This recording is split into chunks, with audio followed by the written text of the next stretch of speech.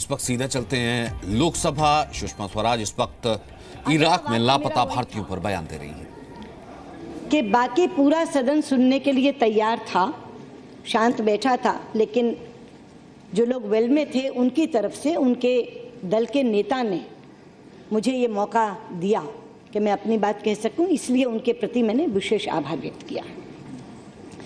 अध्यक्ष जी, ये मसला इराक में बंधक 39 भारतीयों का पिछले 4-5 दिनों से फिर से गर्मा गया है। क्योंकि संसद का सत्र चल रहा है, इसलिए संसदीय मर्यादा का तकाजा था कि मैं संसद में ही आकर बोलूं, बाहर कुछ ना कहूं। इसके लिए पिछले 3 दिन से प्रयास कर रही हूं। परसों मैंने आपको लिखित में कहा कि मैं स्टेटमेंट यहाँ आकर के उत्तर देना चाहती हूँ। आपने कहा शाम 5 बजे आ जाइए, लेकिन उससे पहले हाउस उठ गया। कल पुनः कोशिश की, आज फिर मैंने कहा कि 12 बजे अगर मुझे मौका दे दिया जाए, पर चलिए मौका मिला। अध्यक्ष जी, मैं थोड़ी सी पृष्ठभूमि से ये शुरू करना चाहती हूँ कि ये घटना 15 जून 2014 की है। हमारी सरकार 26 मई 2014 को बनी थी, यानी हमारी सरकार के बनने के मात्र 20 दिन बाद ये घटना घट गई। और घटना का पता ऐसे चला कि वहाँ से एक व्यक्ति जिसका नाम हरजीत मसीह है वो आया और उसने ये कहा कि हम 40 लोगों को ISIS के लोगों ने बंधक बना लिया था। 39 लोग मेरे सामने मार दिए गए और मैं अकेला वहाँ से बच निकला। हरजीत की कहानी में काफ़ी विरोधाभास है, लेकिन मैं अभी उसमें जाना नहीं चाहती। मैंने ये कहानी सुनने के बाद, क्योंकि मेरी ही सबसे पहले बात हुई थी हरजीत मसीह से, मैं उस सारी विस्तार में जाना नहीं चाहती। मैंने अपने यहाँ एम्बेसी को कहा कि ये कह रहे हैं कि मोसुल से अरबिल जाते हुए एक जंगल में हमको मार दिया। तुम पूरे मोसुल में चप्पा चप्पा छान मारो, मोसुल के आसपास भी 100 किलोमीटर तक छान मारो, कहीं तो 39 लाशें पड़ी मिलेंगी। और अगर लाशें भी ठिकाने लगा दी तो खून के धब्बे होंगे। आखिर 39 लोगों को गोली मार के कोई मार दे तो वहाँ तो पूल ऑफ ब्लड होना चाहिए, वो मिलेगा। तीसरा, मैंने कहा कि ISIS वालों की एक आदत है, जब वो किसी एक देश के नागरिकों को बड़ी संख्या में मारते हैं तो उसकी सूची निकालते हैं। देखो कोई सूची निकली है क्या? चौथा, मैंने कहा कि वो इतने निर्दयी हैं कि वो तस्वीरें भी उनका वीडियो बना के बताते, कोई वीडियो है क्या? अध्यक्ष जी, ना तो हमें कहीं लाशें मिली, ना हमें कहीं खून के धब्बे मिले, ना कोई सूची सामने आई और ना कोई वीडियो तस्वीर का सामने आया। उसके बाद हमने सोचा कि अब कम से कम इनकी तलाश करनी चाहिए और हमने तलाश करनी शुरू कर दी। ये बात 15 जून की है। उसके बाद पहला सत्र जो आया संसद का वो नवंबर में आया। 24 नवंबर 2014 को मैं इस सदन में आई, क्योंकि उससे एक दिन पहले 2 बांग्लादेशी लोग, शफी और हसन, उनके इंटरव्यूज चल रहे थे जो हरजीत को ही कोट करके कह रहे थे कि वो मारे गए। श्री ज्योतिरादित्य सिंधिया जी ने ये विषय यहाँ उठाया। वास्तव में उन्होंने कोई नोटिस नहीं दिया था, मैंने स्वयं आपसे मांगा था कि मैं स्पष्टीकरण देना चाहती हूँ, लेकिन जब उन्होंने नोटिस दिया तो मैंने कहा बेशक नोटिस नहीं दिया है, पर आप इनको बोलने दीजिए। उन्होंने विस्तार से अपनी बात रखी। उसके बाद मैंने उस चर्चा में भाग लिया और स्वयं। अब मैं यहाँ आपसे कहना चाहती हूँ कि मैंने जो कुछ किया केवल सदन को विश्वास में लेके नहीं किया, इस सदन की अनुमति से किया। और ये संयोग है कि पीठासीन आप ही थीं। और मैंने क्या कहा, मैं उस कार्रवाई 24 नवंबर 2014 की लोकसभा की कार्रवाई के वो अंश लाई हूँ, पूरी कार्रवाई लाई हूँ, लेकिन वो संबंधित अंश पढ़कर सुनाना चाहती हूँ। मैं सदन से कह रही हूँ, आप मुझे बताइए कि एक व्यक्ति ये कह रहा है कि वे मार दिए गए और हमारे 6 सोर्सेज ये कह रहे हैं कि वो मारे नहीं गए, जिंदा हैं। मुझे क्या करना चाहिए? क्या ये स्वीकार करके कि वे मार दिए गए मैं हाथ पर हाथ रखकर बैठ जाऊं और उनकी तलाश छोड़ दूं? ये आसान विकल्प है, ये आसान विकल्प है। लेकिन दूसरा विकल्प ये है कि जो 6 सोर्सेज हमारे कह रहे हैं कि वो मारे नहीं गए और जिंदा हैं, उन पर विश्वास करते हुए आगे बढ़ूं और उनकी तलाश करूं। मैंने बार बार सदन में ये कहा कि मेरा उनसे डायरेक्ट संपर्क नहीं है, मेरे पास ठोस सबूत उनके जिंदा होने का नहीं है, लेकिन मेरे पास ठोस सबूत उनके मारे जाने का भी नहीं है। तो केवल बुद्धिमत्ता का तकाजा ही नहीं, जिम्मेदारी का तकाजा भी ये कहता है कि मैं दूसरे विकल्प को स्वीकार करूं और आगे बढ़ूं। पर मैं यहीं नहीं रुकी। मैंने कहा मैं आपको आश्वस्त कर रही हूं, बता रही हूं कि जिस दिन मुझे एक भी ठोस सबूत हरजीत की बात का मिल गया तो मैं आकर बता दूंगी कि वो मारे गए। उसके आगे अध्यक्ष जी, मैं यहाँ बोल रही हूँ, अध्यक्ष जी मैं आपकी आज्ञा से इस सदन की अनुमति चाहूंगी। मैंने शब्द इस्तेमाल किया अनुमति। आपकी आज्ञा से इस सदन की अनुमति चाहूंगी कि अगर उन्हें लगता है कि मेरा रास्ता सही है, मुझे हरजीत के बयान पर विश्वास करके अपने प्रयास रोकने नहीं चाहिए, तो मैं निश्चित चाहूंगी कि मुझे इस सदन की मदद मिले ताकि मैं अपने प्रयास में आगे बढ़ती रहूं। आज ज्योति को याद होगा या नहीं होगा, वो मेरी बात खत्म होने के बाद मुझे बाहर कॉरिडोर में मिले और उन्होंने कहा कि इतना जिम्मेदाराना बयान देने के लिए मैं आपको बधाई देता हूं। अध्यक्ष जी, अभी मैं यहाँ सुन रही थी वेल में, जब मैंने कहा मैं बोल रही हूँ, खड़गे जी की तो जानकारी सही नहीं थी कि मैंने राज्यसभा में बोला है और कोई प्रिविलेज मोशन आया। मैं अभी राज्यसभा में बोली ही नहीं हूँ। राज्यसभा में कल का समय तय हुआ है, कल बोलूँगी। लेकिन यहाँ एक व्यक्ति बार बार कह रहे थे 3 साल से तो मिसलीड करती आ रही हैं, क्या बोलेंगी? मैं यही बात कहना चाहती हूँ, क्या मिसलीड करती आ रही हूँ कि मैंने उनको मरा हुआ घोषित नहीं किया? क्या क्या बोला है ना जो कहा सदन में, वो तो रिकॉर्ड में नहीं आया। नहीं, अभी जो बोला रिकॉर्ड में नहीं आया, वो खुद ही अपने सीट पे बैठकर कहे भी नहीं, उसका रिकॉर्ड भी नहीं हुआ। फिर आप उसको रिपोर्ट करने में कोई अर्थ नहीं है।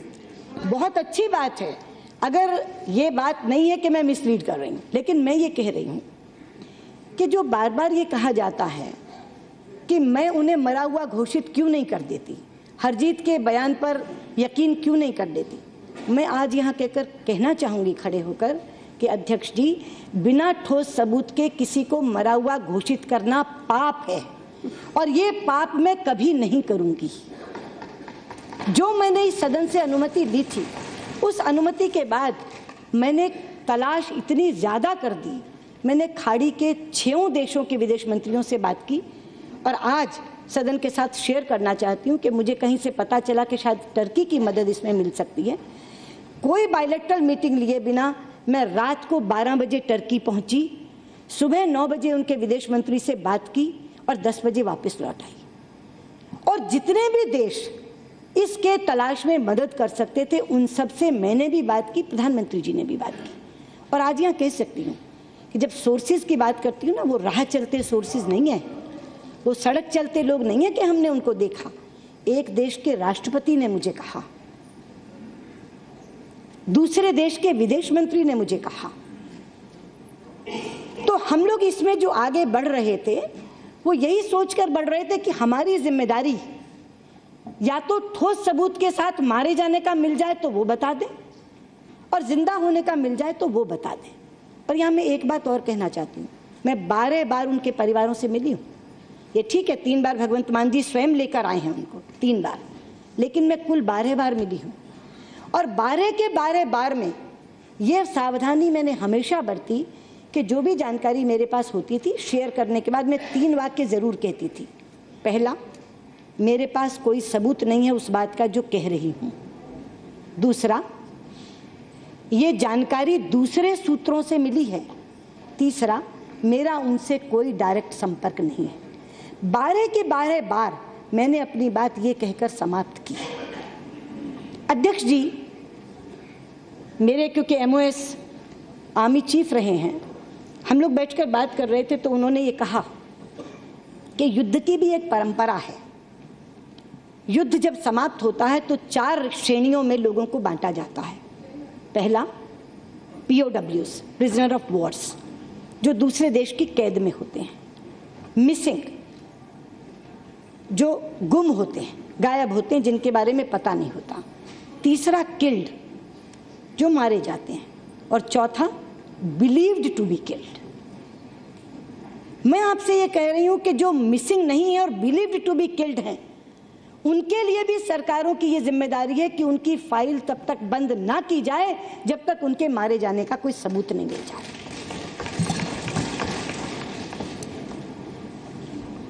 और मैं आपको हैरान कर दूं ये कह के कि वियतनाम के believed to be killed category के लोगों को वो आज तक ढूंढ रहे हैं। अमेरिका के दूसरे विश्व युद्ध में मारे गए लोगों को वो भारत में ढूंढने आते हैं बिलीव्ड टू बी किल्ड में। अगर मैं मिसिंग की कैटेगरी से निकाल दूं और आपके accordingly believed to be killed में भी लेकर आऊं तो भी ये फाइल तब तक बंद नहीं होगी जब तक उसके मरने का कोई ठोस सबूत नहीं मिल जाएगा। जो मैंने कहा पाप है, किस लिए कहा? आज मैं कह दूं मर गए, कल को उनमें से कोई जिंदा आके खड़ा हो गया तो शायद उसकी दुनिया बदल चुकी होगी उस बीच में। कौन गुनहगार उसका होगा? मैं ये गुनाह अपने माथे नहीं लेना चाहती। इसलिए मैं ये भी कहना चाहती हूँ, जिन लोगों को ये लगता है और जो कन्विंस्ड हैं कि वो मारे गए और जो कन्विंस्ड हैं कि मैं झूठ बोल रही हूँ, असत्य बोल रही हूँ, सत्य को छिपा रही हूँ, वो आज़ाद हैं। वो जाकर के उनके परिवारजन को कह दें कि वो मारे गए। लेकिन अगर कोई जिंदा निकल आया तो जिम्मेदारी उसकी होगी जो जाकर के कह के आएगा। मैं एक और बात कह रही हूँ कि अगर उन परिवारों में से किसी परिवार का भरोसा मुझसे उठ गया है और उनको लगता है कि मैं सच नहीं बोल रही हूं, उनका बच्चा मार दिया गया है, तो वो भी अरदासा करने के लिए आजाद हैं, पर तब फैसले की जिम्मेदारी उन पर होगी अगर कोई जिंदा निकल आया तो। अब एक तस्वीर दिखाई जा रही कि ये जेल थी और ये जेल ध्वस्त हो गई। सुषमा ने तो कहा था कि ये जेल में है। मैंने बिल्कुल कभी नहीं कहा कि वो जेल में है। दिक्कत हम लोगों की यही है कि सिलेक्टिवली चीज उठा लेते हैं। अध्यक्ष जी, लोग पूछते हैं सरकार क्या कर रही है। 9 तारीख को इराक के प्रधानमंत्री ने ये घोषणा की कि मोसुल आजाद हो गया है, ISIS के चंगुल से बाहर निकल आया। 10 तारीख शाम को मेरे राज्य मंत्री विमान में बैठ गए मोसुल जाने के लिए। 9 तारीख को घोषणा करते हैं वहां के प्रधानमंत्री। उससे पहले तो उनका प्राइम मिनिस्टर भी नहीं पहुंच सका। जो स्थिति वहां थी, उनके प्रधानमंत्री भी मोसुल नहीं पहुंच पाए।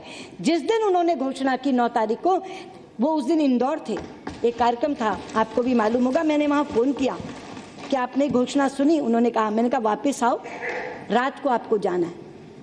10 तारीख सुबह दिल्ली पहुंच के शाम का विमान पकड़ लिया। 4 दिन वहां रहे। आज वो कहते हैं कि वो जो तस्वीर है, जनरल वीके सिंह ने आकर के मुझे बताया, और जैसे पता लगा जनरल वीके सिंह आज वापस आ रहे हैं, अगले दिन मैंने परिवारों को बुला लिया और सारे परिवारों के सामने उनकी बताई हुई बात पहले स्वयं कही, फिर उनसे कहा कि आप बोलो क्या कहा था उन्होंने।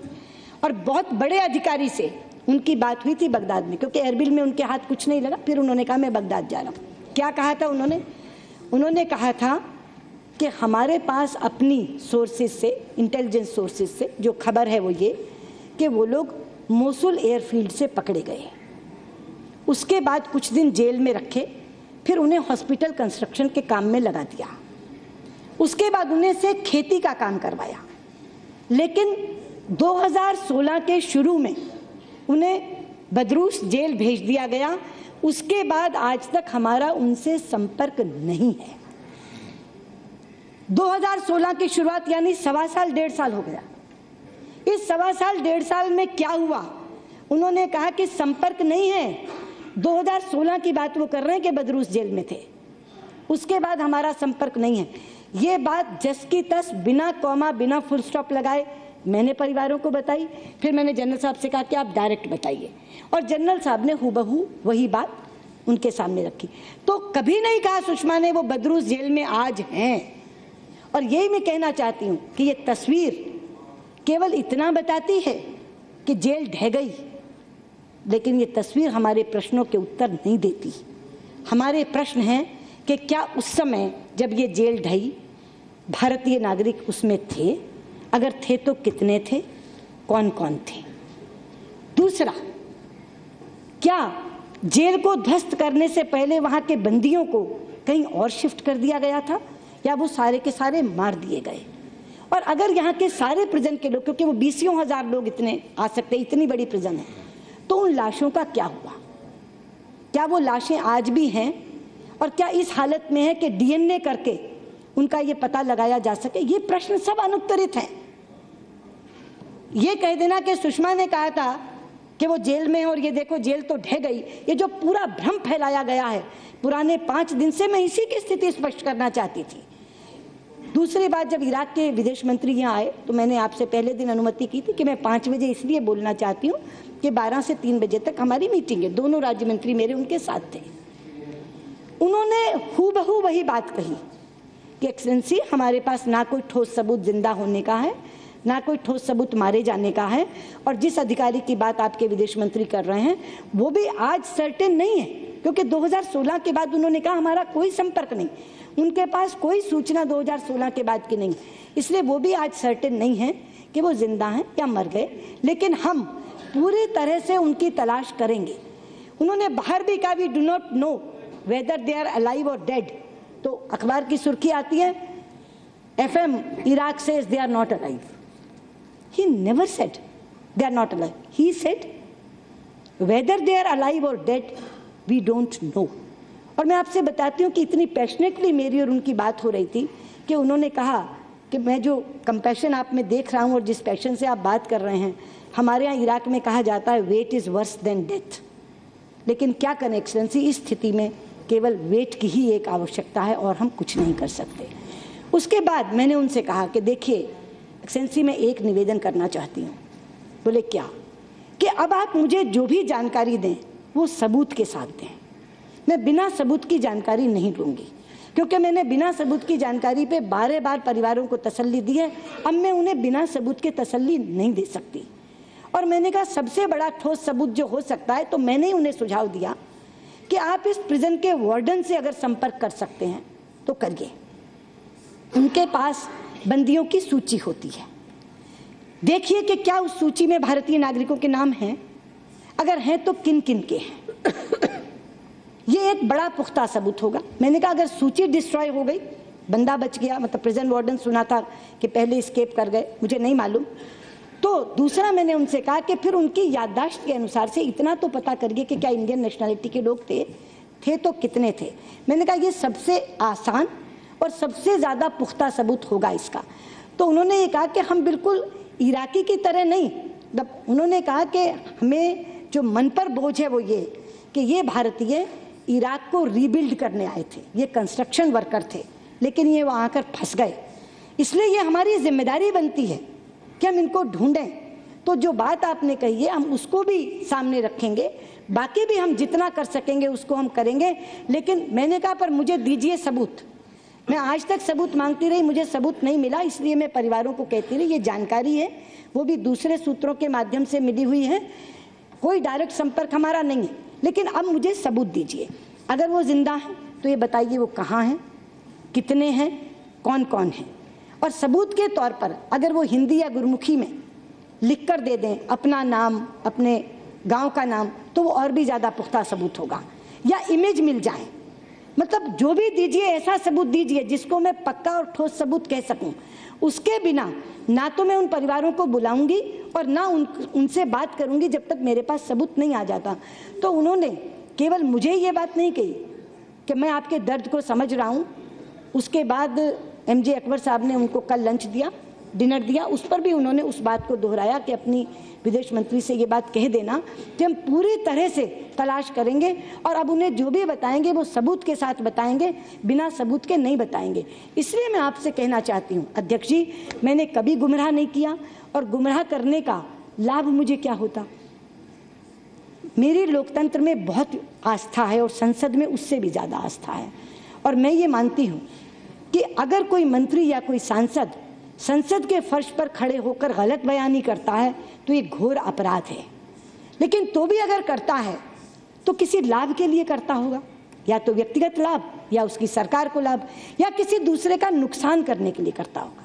मैं पूछना चाहती हूँ अपने साथियों से कि गुमराह करने से क्या तो लाभ मुझे मिल रहा है, क्या लाभ हमारी सरकार को मिल रहा है, और किसका क्या नुकसान हो रहा है। मैं तो अपना फर्ज निभा रही हूँ।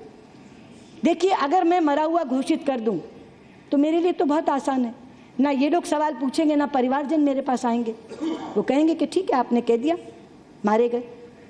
लेकिन मैं आपको एक और घटना बताती हूँ अध्यक्ष जी जो सुनने लायक है इनके।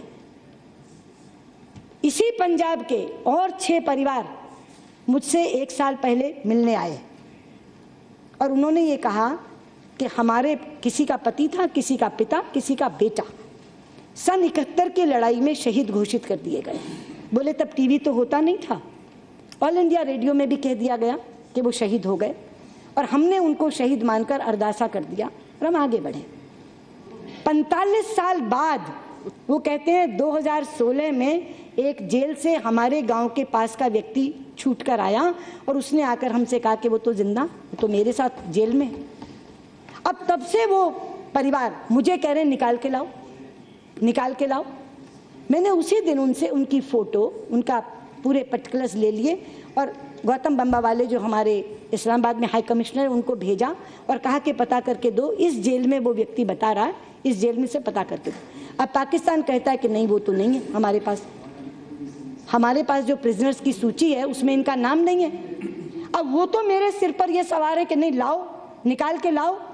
71 में कह दिया था तत्कालीन, वो देखो हाँ सहमति में सिर हिला रहे क्योंकि उन्हें मालूम है ये बात। वो कहते हैं हाँ नहीं वही मैं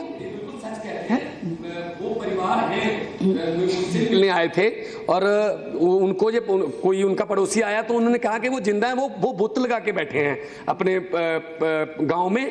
लेकिन अब इसके लिए मैंने आपके यहाँ लेटर भी दिया था मैडम। इसे मैं आप ही की बात करूँ ना, इसीलिए अब एक तरफ तो 45 साल बाद वो मुझसे कह रहे हैं कि निकाल के लाओ, निकाल के लाओ। दिन में 2 बार फोन आता है उनका, क्योंकि बीच में जब मैं अस्वस्थ थी तो उनको लगा कि वो मेरे से संपर्क नहीं कर पाते। दिन में 2 बार फोन आता है। मैं उन्हें कह रही हूँ कि हम तो भी लगे हुए हैं, एक कमेटी होती है जुडिशियल कमेटी, अगर हम उसका पुनर्गठन करना चाहते हैं कि वो जाकर के जेल में देखे। लेकिन मैं ये कह रही हूँ एक तरफ तो ये है, एक और केस बताती हूँ। एक बच्चा 7 साल का करीब आज से 21 साल पहले अपने पिता के साथ खेत में खेलते खेलते सरहद पार कर गया, उसका नाम नानक सिंह है। अब उसके पूरे घर वाले मुझे कहते हैं कि वो तो पाकिस्तान की जेल में है, आप लाओ। हम लोग उनको कह रहे हैं बार बार, पाकिस्तान मना करता है कि नहीं ऐसे इस्लाम का कोई व्यक्ति नहीं है। तो हम फोटो भेजते हैं कि इस शक्ल का कोई व्यक्ति है, वो कहते नहीं। उसने पंजाब हरियाणा हाई कोर्ट में रिट डाल दी कि कहो सरकार से निकाल के लाएं। तो मेरा ये कहना है कि एक तरफ तो जो लोग मारे घोषित कर दिए, 1 मिनट मुझे पूरा कर लेने दीजिए, आप उसके बाद जो पूछेंगे मैं जवाब दूंगी। Nothing is going on the record like this. No, I am sorry. Yes, Sushma ji, you continue. You continue. Nothing. तो एक तरफ तो नानक सिंह का पूरा परिवार मुझसे कह रहा है निकाल के लाओ, पाकिस्तान चाहे कुछ भी कहता रहे मगर निकाल के लाओ। दूसरी तरफ ये 6 परिवार कह रहे हैं कि 71 में तत्कालीन सरकार ने शहीद घोषित कर दिया था मगर वो तो जिंदा हैं, उन्हें निकाल के लाओ। मैं और बताती हूँ, जो आपको मालूम होगा मेजर धन सिंह थापा, उनको उस समय की सरकार ने शहीद घोषित किया, मरणोपरांत परमवीर चक्र से पुरस्कृत किया और बाद में वो जिंदा निकल के आ गए क्योंकि वो चीन की जेल में थे। तो मैं ये नहीं कह रही, मेरी रूस के विदेश मंत्री से बात हुई, मैंने उनसे कहा कि एक्सेलेंसी कुछ कर सकते हैं क्या ऐसा, तो उन्होंने मुझसे कहा कि हमारे 3 ट्रक ड्राइवर पकड़े गए थे, वो 7 साल बाद जिंदा निकल के आए, आप पेशेंस रखिए। मैं ये नहीं कह रही हूँ कि 7 साल 41 साल 45 साल, मैं ये कह रही हूँ अगर 1 सप्ताह बाद भी इराक के विदेश मंत्री जो कहकर गए अगर उन्होंने सबूत दे दिया तो मैं आकर कबूल कर लूँगी। लेकिन अगर उन्होंने कहा कि इतने जिंदा हैं, इतने मारे गए, तो वो कबूल कर लूँगी। लेकिन जो भी बात बोलूँगी वो सबूत के साथ बोलूँगी। और ये भी मैं कह रही हूँ कि आज तक एक बार भी मैंने अपनी ओर से ये नहीं कहा वो जिंदा हैं, मैंने केवल ये कहा कि एक व्यक्ति कह रहा है मारे गए, बाकी हमारे सोर्सेज कह रहे हैं वो मारे नहीं गए। इसलिए सरकार की जिम्मेदारी का तकाजा है कि वो उनकी तलाश करे और इसलिए मैं तलाश कर रही हूँ और इसी सदन से अनुमति लेकर के तलाश कर रही हूँ। और मैं आपको कहना चाहूँगी अध्यक्ष जी, जब तक मेरे पास कोई ठोस सबूत नहीं होगा तब तक मैं तलाश करती रहूँगी, क्योंकि मैं दोबारा दोहराना चाहती हूँ, बिना सबूत के किसी को मारा हुआ कहना ये पाप है और मैं इस पाप की भागीदार नहीं बनूंगी। मेरा अंतर्मन कहता है कि कुछ दिन बाद ही सही, लेकिन कोई एक सबूत ऐसा मिलेगा जो इस कहानी के रहस्य पर से पर्दा उठाएगा। अध्यक्ष जी, मैं उस दिन की प्रतीक्षा करूंगी। धन्यवाद। धन्यवाद।